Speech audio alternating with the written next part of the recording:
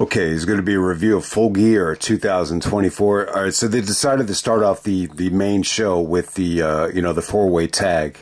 So you got Private Party, the tag team champions, going up against the Outrunners, the Kings of the Black Throne, and then you get the Acclaimed. I think this was a little bit disappointing. This really felt like it was a continuation of the pre-show. When you look back on it now, I think they could have easily put this on the pre-show. I thought maybe the whole point of, doing a match like this, having four teams in the match is, maybe you could give the fans a break, during the show. Because you had a lot of one-on-one matches. I just think it would have spiced things up or, freshened things up to have this in the middle of the show. What really stood out about this match was that the fans were all over Max Caster. I mean, they're just shitting on him. I don't know why. Maybe something, went on that I'm not sure about. Maybe it's because, he's flirting with MVP. I have no idea why, but the fans are just all over him. But, for the most part, I think this was fun. I don't think it was really allowed to deliver. I think the House of Black guys, I thought they looked the most impressive. Private Party was really not that over. The fans really weren't that into this, to be honest with you, for an opening match. But Private Party goes over with the gin and juice, and we could just move on from there. Next, we have MJF taking on Roderick Strong. Man, I was really looking forward to this. I like what MJF did here. I mean, he got on the mic and was really derogatory towards Roderick, calling him white trash, kind of, demeaning his household, coming from a trailer park and, the parents being alcoholics. I believe the mother actually shot the father. And then he gets on the mic and he's talking about, I've been shooting movies while, unlike you, where your parents ended up shooting each other. So, he got a lot of cheap heat throughout this whole thing. You did get to see Adam Cole and Kyle O'Reilly, and you got to see some other guys come out in the aftermath. The aftermath was pretty cool. It didn't really, it didn't really do much here, but, MJF and Roderick, kind of a disappointing match. I got to say this about MJF. Just didn't look as sharp as he did over the summertime. During the summer, he had a really good stretch. The both matches against Ospreay, and then you followed up with that really underrated gem against Garcia. I thought MJF looked phenomenal. You haven't seen MJF on Dynamite. You got to see him at Wrestle Dream, but he really hasn't been on TV. He really has not been wrestling. I'm assuming that I'll take. Whatever he's saying here about the movies, maybe he's filming movies. He lost his physique. He doesn't look like he's in that great a shape. He looked a little bit winded out there. This match, it wasn't what I was expecting. I expected a little bit more. I think Roderick looked good though. Roderick, I mean, he looks about like 50 pounds lighter than that Vendetta match I just saw. But he still looks good. His cardio looks incredible. Even the chops actually made MJF bleed here, believe it or not. So I think he had a lot of good stuff here. And, MJF is still good. I mean, he still had some really good moments here. It just wasn't what I was expecting. Roderick was, selling a shoulder injury or a wrist injury throughout the match. And, he exposed it and MJF kind of made him tap, abruptly. So it kind of had a little bit of a weird ending. I can't say it over delivered, but, it was okay. I think Roderick looked really, really good. And then the aftermath, MJF tries to attack Roderick with the chair. I think he does do it. He actually goes after the injured wrist. And Cole comes out, but it's a little bit too late. And then Kyle O'Reilly comes out and gets in Cole's face, kind of, pushes him down, just saying to him, you made the save way too late, kind of, blaming Cole for not being, more of a peacemaker or whatever. But it's cool, man. I'm glad that Roger got this spot. It just wasn't, this just isn't going to elevate Roderick at all, like when you look back on it. All right, next up we have Mercedes taking on Kris Statlander for the TBS Championship. All right, the positives here, it was a good match. I definitely think this is the highlight of Mercedes' run so far. This is definitely the best match she had, the best opponent she had. I think Statlander, was awesome here. I think that the most negative part of the match, just in terms of the actual show, I was just disappointed that this went into like overkill mode. I mean, there was a ton of just, you know, near falls here, and I just felt like it kind of burned out the crowd. I got to give Aubrey, the referee, a lot of credit. It definitely felt like there was a lot of good communication here between all three girls. I mean, there was just a ton of kickouts. There's a ton of emotion from Mercedes, just screaming and bitching, you know, whenever there was a, you know, kick out from Statlander. But I mean, it was pretty good. I'm not blown away by Mercedes' performance, but it was definitely, you know, better than some of the other ones. She definitely had some good moments here. She actually pulled out a Hurricane Rana to Statlander, and from the you know, the ring apron. I mean, it came off great, and then, you know, the Meteora came off great, and Statlander had some amazing you know, spots here. Obviously, the discus lariat came off good, and just a ton of power moves from her. I mean, she was just able to, you know, the offense on Mercedes looked great, because Mercedes is still in good shape. She's still light, and Statlander's execution was definitely on the money, though. And I like the finish. I definitely like the finish. You know, the fans popped huge when Statlander was about to transition into that power driver, and then Mercedes goes back to the injured knee, and she's able to kind of hit like a Cazadora off the ropes and able to pin her after, you know, Statlander's knee buckled. Because you remember, she used to have those knee braces. You know, she used to wear the 2 big knee braces. So it was good, though. I just think it went into a little bit of overkill mode, and, you know, there was just a lot of you know, facial reactions and a lot of like lag with, you know, Mercedes reacting to every kick out. And I think it was a little bit much, you know, considering how early this went on the show. All right, next we had Jay White taking on Hangman Page. Incredible stuff, man. I'm going to like this match a lot more than most people. And still, I think one of the issues with the match was, I think the fans really don't really know how to react to Jay White as a babyface. I definitely think he's a natural heel, and definitely at the end of the show, both guys were actually involved in the main event, in the aftermath, and, you know, just the way the fans reacted to Jay White, it was just a lot of confusion. You know, I would say throughout this whole night. I mean, there's no doubt about it. Yeah, and once again, a lot of the same issues, like you saw in the Wrestle Dream match, just not a lot of investment. It just didn't seem like the fans knew how to react to this. Same thing here. I will say this. I think this was the better match, though. This was booked better. A little bit more drama here.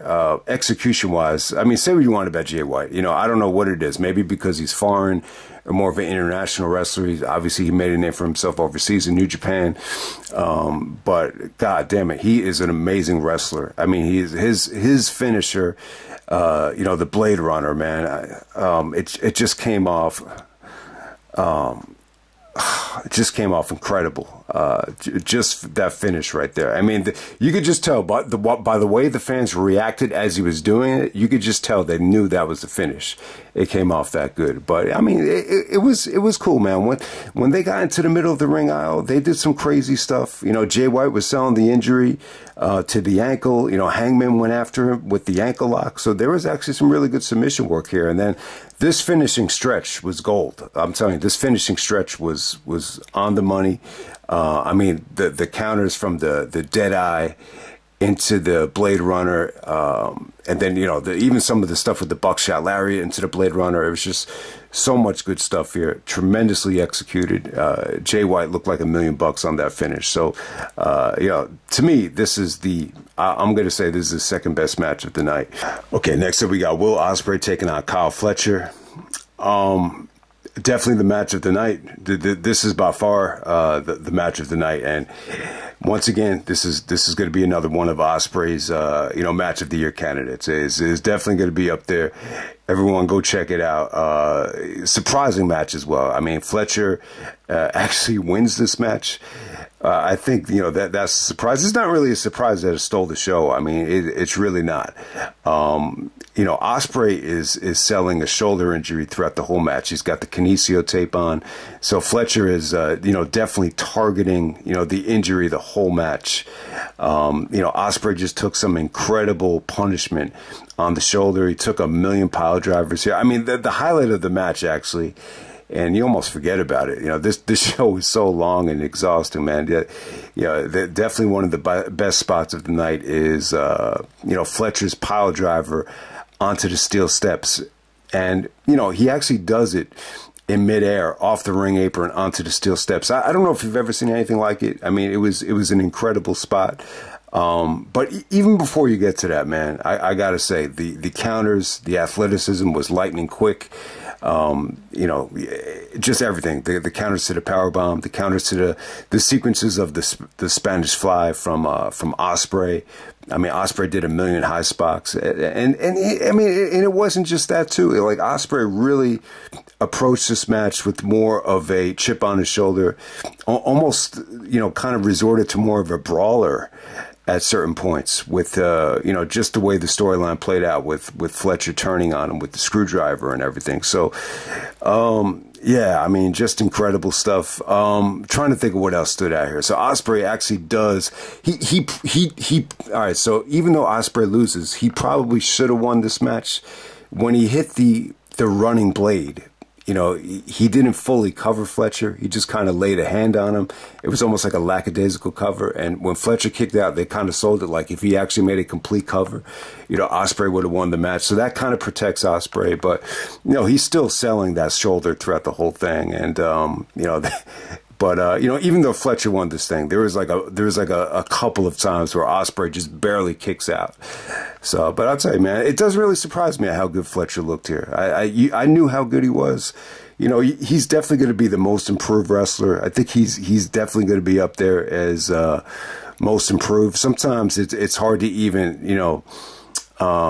think about like who really did make the biggest jump from the beginning of the year to the end of the year. I mean, last year he was, a year ago he was Ring of Honor TV champion. He was at Final Battle, Survival of the Fittest. So so give him credit there. But I don't know if you would have seen this coming a year ago.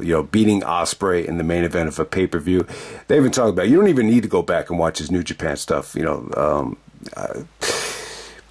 Tony Schiavone, I think it was Tony Schiavone that said it. This is by far the biggest win of Kyle Fletcher's career. And, it doesn't even need to be for a championship. So he's beating the MVP on pay-per-view in the match of the night. And if not, one of the best matches of the year.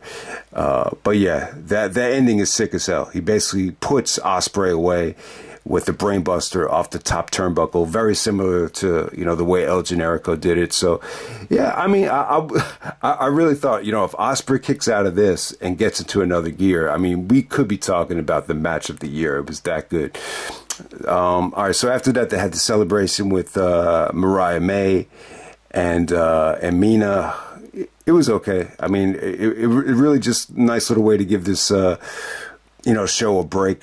But we're going to jump right into it, man. For the TNT Championship, we got Jack Perry taking on Daniel Garcia. It definitely got off to a slow start. I think one of the issues with the match was, Perry really, tried to take Garcia out of it. It just didn't give him any momentum. You actually had Daddy Magic on commentary here. He really played a big role in the match, and he turned the tide for Garcia. Perry was wasting too much time, jawing with him and talking trash to him that, eventually Garcia, was able to turn things around. But, Perry looked good here. It was a good heel performance from him. He definitely went for the kill. The DDT off the ring apron came off great. There was just some incredible curb stomps and knees to Garcia. So Garcia definitely put up a good fight. As the match progressed, he got more momentum and ended up locking Jack Perry in a sharpshooter. He actually transitioned the sharpshooter into more of a version of the, lasso from El Paso or maybe even more of like a Texas cloverleaf, just to put pressure on it, just the way he bent it back. And, the fans reacted well, man. Garcia wins the TNT championship. Definitely, maybe the feel-good moment of the night. You got a lot of like depressing, finishes here with, the heels going over throughout this whole night, going back to the MJF match and even the Mercedes match. And then, obviously the main event as well. But yeah, the Garcia winning the TNT title, it was probably the feel-good moment of the night. All right, next up for the AEW International Championship, we got Takeshita taking on Ricochet. Man, I thought this should have been the opener, man. I think they went on way too late. Give them credit. I still think it's an incredible matchup in terms of skill and athleticism. I really do appreciate, just how well, rounded this card was. I mean, compared to, what the WWE's been offering. I mean, you barely see any of those guys even get on to a premium live event. But, this is just another gem right here. I mean, it should have been better. Once again, very similar to the way the previous match was booked, with Takeshita really trying to ground Ricochet. I think Ricochet made him, I can't even remember, but I think Ricochet made a mistake in the beginning, and then Takeshita took advantage of it, just didn't let Ricochet build any momentum. Nigel even was saying that Ricochet's just kind of taking a little bit of time to get into a rhythm here. It was still good, though. It was definitely disappointing, but I still think Takeshita has some really, really good moments. In terms of Ricochet, it was definitely, I think, the most he struggled since he's been in AEW so far. I just think they need to kind of build up his moveset. Like, he tried to hit that Benadryller, and the fans just didn't react for the near fall. That was like his big finisher in PWG. Like, I think even when he won Bola, I think he was using that as a finisher. And, some of the reverse Ranas, it looked a little bit rough. Like, they even said, Takeshita's like kind of got scraped on his head a couple of times. But for the most part, man, Ricochet's still a hell of a talent. Takeshita had some, he pulled out that Gigatonic pile driver, which looked really, really cool. And, Takeshita basically goes over. It seemed like it was like more of a brain buster off the top rope. It came off good, man. So, not a bad match at all. But just considering the talents, I just think they were in a rough spot. I definitely think, I don't get the reasoning as to why they chose to put this to follow Ospreay. I just think it's a rough spot, considering that it just didn't have the heat and the story that some of the other matches had on the show. Like even Jay White and Hangman Page had more of a heated story, because of the history going way back compared to these two guys. But it was still good though, man. I still enjoyed it, but it's probably the most disappointing thing of the night. All right, next up we have Bobby Lashley taking on Swerve. You get MVP and Shelton out there. Prince Nana is actually out there as well. Nana took a beating out there, man, at the end of this thing. So I got to say this about Lashley and Swerve. Surprisingly, very, very good. A lot better than I expected. I just didn't know what to expect here. Very unpredictable too. I figured, maybe Swerve, Swerve definitely needed a big victory, man, because he lost, to Danielson, he lost to Hangman, and, this is his, third consecutive loss on pay-per-view, but, it was still good though, man. Swerve delivered, man. He had some good moments, the double stomp through the table. Just the way he did it just felt different. I can't remember exactly how he did it, but I think he used the steel steps, and then he was able to put Lashley through the table. So I thought that came off great. But the story of the match is Lashley, though. It felt different. Lashley, I think in AEW has a presence. It was a breath of fresh air. I just think he just came off like a star. It's as simple as that. And he looked hungry. He looked vicious. That belly to belly on Swerve. Right after Swerve was eye to eye with MVP. It looked like they were going to go at it, and then Lashley took advantage of it. That's where the tide turned. There was an awesome spear through the barricade.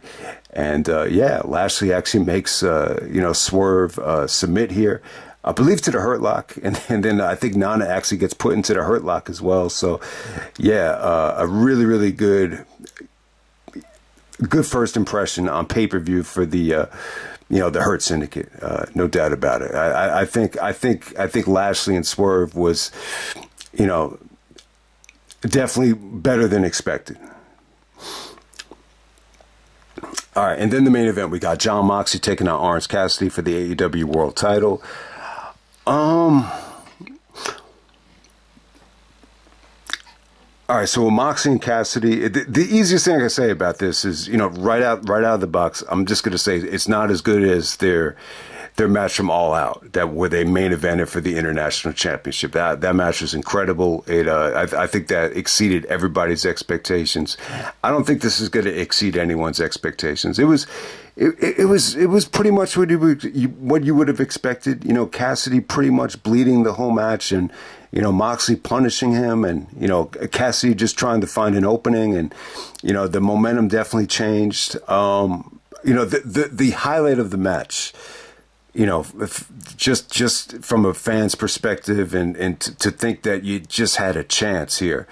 You know, Marina Shafir actually, you know, gets involved. You know, she's about to hit Cassidy with the briefcase that has the AEW championship in it. And it's actually Willow that comes out and makes the save. And that opens the door for Cassidy to hit Moxley with the briefcase. And, you know, most of the fans thought that was it. They thought that, you know, maybe that was going to be it right there. But, you know, sadly, you know, Moxley's able to put Cassidy away with the, you know, the Death Rider paradigm shift.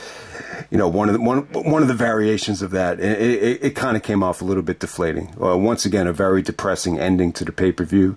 The funny thing is, Christian tries to cash in here, and you know, Hangman actually comes out first. He looks like he's going to get in Moxley's face. You know, it looks like Hangman and Moxley are going to go at it. They don't really go at it for real, and then Christian comes out, and you know, Excalibur was even talking about this. Christian was really actually helping Hangman in the feud with Jay White. He said, you know, the enemy of my enemy is my friend. He kept on using that phrase in terms of Hangman's relationship with Christian, and it really did look like Christian was going to win this thing. You know, and Hangman actually, you know, gives him the assist, and you know, hands over the contract to Christian. Christian looks like he's about to cash it in. And then lo and behold, Jay White ruins the moment for Christian, and Christian does not cash in. But I'm telling you guys, man, the fans really wanted to see it. They wanted to see Christian win the belt. And you know what? I don't think anyone's crazy about seeing Christian win the belt, but the bottom line is they want to see Moxley lose the belt. They want to get this title free, you know, so they could see it, or so they could get the championship away, you know, from this stable. So in that regard, I mean, that's a good thing, you know, that the fans actually want to see it off of Moxley, no matter what, even if it's Christian, you know, trying to cash it in, but Christian doesn't cash it in. And then the pay-per-view pretty much ends with the, you know, the Death Riders trying to get to their vehicle, and then Darby comes out of nowhere and just, you know, crashes his car into the, you know, that Death Rider pickup truck. It came off great. It came off awesome, man. So, you know, they tried, man. They tried to end this pay-per-view with a bang, you know, considering how Wrestle Dream ended on such a dark note. You know, they tried to give you something better here. I just don't think it worked, though. You know, the Darby stuff was cool, but I don't know if it really saved the pay-per-view, though. But that's how it goes off the air, man. So, I mean, look, man, if you're one of these guys that's very critical of AEW because of, you know, whatever, I don't know, like the complacency, or whether the pay-per-views go too long, or the structure of the cards, I don't think you're going to really care for this show. If you're an AEW hater, I could see, you know, some of that fan base just, you know, feeling the same exact way. But, you know, it's really, really a weird show. I think there's a couple of stuff that over-delivered here. I would say Mercedes and Kris Statlander was better than I expected. I think Jay White and Hangman Page, that finishing stretch was incredible.